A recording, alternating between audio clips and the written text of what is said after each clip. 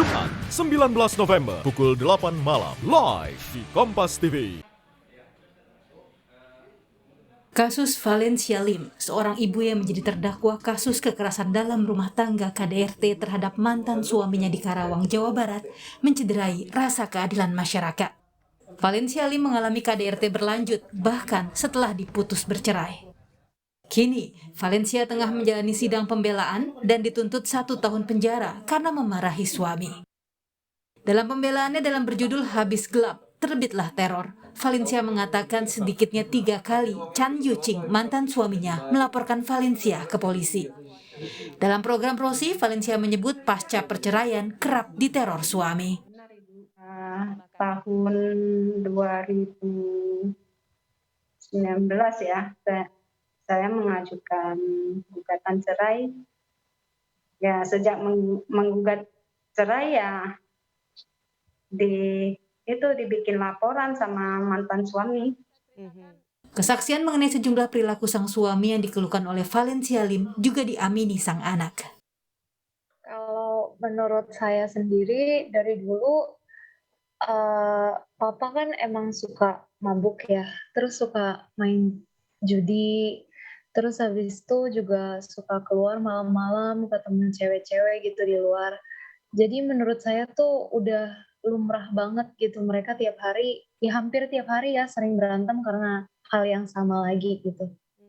Dalam program Sapa Indonesia, Wakil Ketua Komnas Perempuan Mariana Amiruddin menyebut seorang istri rentan mengalami kekerasan. Untuk itu, diperlukan Undang-Undang Nomor 23 Tahun 2004 tentang penghapusan KDRT agar melindungi istri dalam rumah tangga. Bahwa jumlah korban KDRT itu justru terjadi pada istri.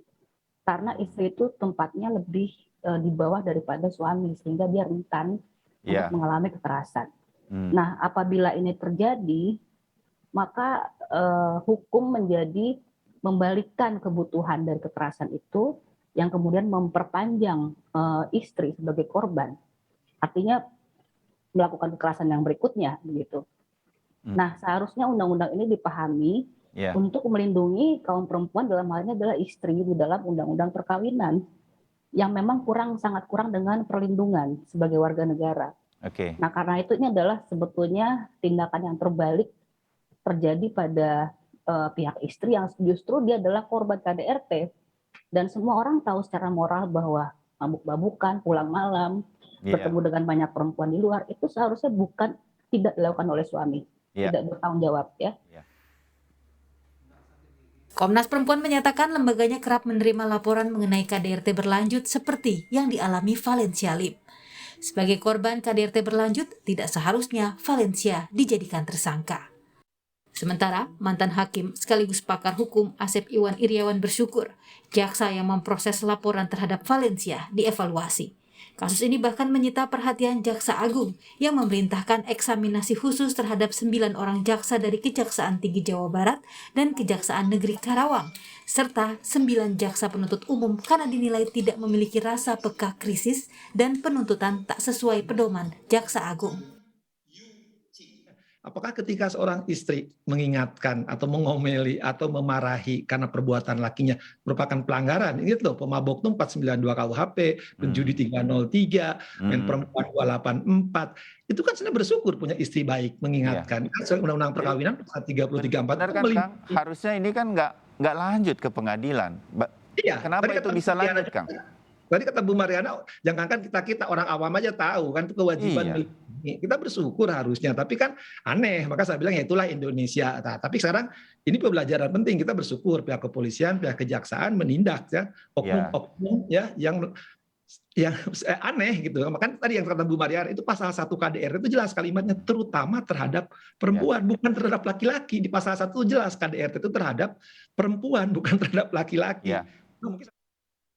Proses peradilan sejak dari penyidikan hingga penuntutan terhadap Valencia Lim dianggap tidak peka dan melukai rasa keadilan masyarakat. Selain Kejagung, Polri juga turut merespon. 3 orang penyidik Direktorat Reserse Kriminal Umum Polda Jawa Barat yang menyidik Valencia Lim telah dimutasi dan kini menjalani pemeriksaan oleh Divisi Propam Polda Jabar. Tim Liputan, Kompas TV.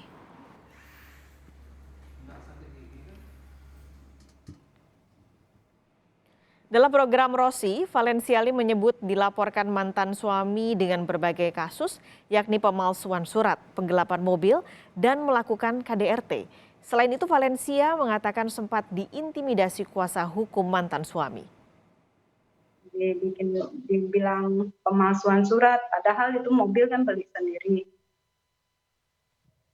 Dan udah buka laporan yang di Teluk Jambe yang pemalsuan tidak cukup, buka lagi satu yang di Polres.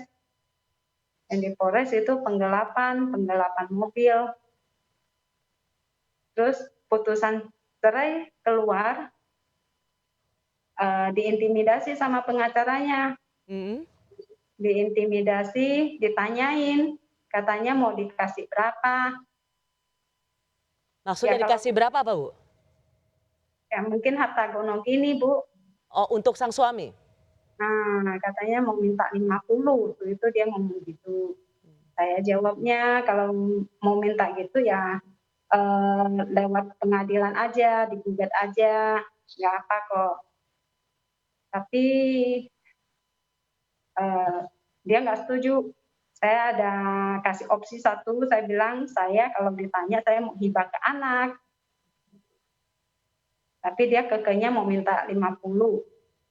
Dan dia bilang kalau gitu ibu nggak setuju kalau kasih 50, saya gugat ibu. Ibu ada kasus, diancam, Bu. Nah waktu itu gemetaran banget. Nah kita kan awam ya, Bu ya. Terus udah itu beberapa bulan kemudian keluarlah laporan dari PPA yang Polda KDRT. Saya juga kaget kok bisa bilang saya bikin dia tekanan psikis ya, saya juga bingung. Jadi justru ibu yang dilaporkan, ibu melakukan kekerasan pada sang suami? Iya, dibilang saya menguasai aset dan membatasi bertemu anak. Jurnalis Kompas TV Adi Wahadi di Karawang, Jawa Barat akan melaporkan kondisi terkininya. Adi, hingga kini bagaimana perkembangan sidang dengan terdakwa Valencia Lim di Pengadilan Negeri Karawang? Pak Kalis dan juga saudara, kemarin baru saja diselenggarakan sidang dengan agenda pledoi atau pembelaan dari terdakwa Valencia Lim. Pasca sebelumnya pada 11 November ini digelar sidang tuntutan terkait kasus KDRT psikis yang terhadap terdakwa.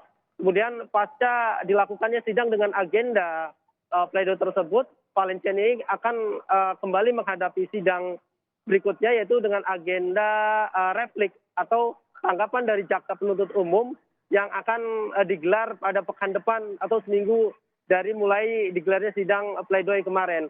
Dan Valencia akan terus mengikuti persidangan hingga 3 kali agenda sidang hingga pada akhirnya putusan dijatuhkan oleh Hakim Pengadilan Negeri Kabupaten Karawang. Terkait runtutan atau rangkaian persoalan tersebut, Valencia ini berharap Hakim bisa membebaskan Valencia ini tanpa tuntutan apapun, lalu bebas tanpa bersyarat. Pasalnya kasus yang dihadapi selama lebih dari hampir 2 tahun tersebut cukup menekan psikisnya dalam menghadapi persoalan tersebut. Hingga pada akhirnya kemarin ada beberapa ormas hubungan LSM yang datang ikut memberikan support terhadap Valencia ini agar Valencia ini tetap kuat dalam menghadapi persoalan hukum yang saat ini dihadapinya terkait persoalan laporan yang dilakukan oleh pihak suami atau mantan suami yang hingga saat ini proses hukumnya masih berjalan.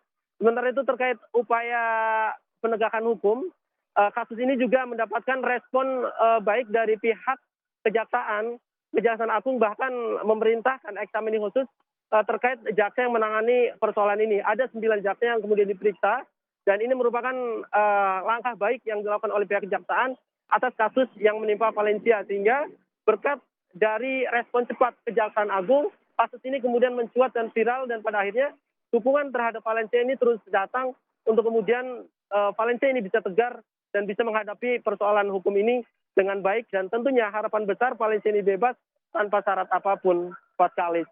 Berarti sudah ada pemeriksaan juga untuk jaksa ini sedang dilakukan. Terima kasih banyak jurnalis Kompas TV Adi Wahadi melaporkan langsung dari Karawang, Jawa Barat.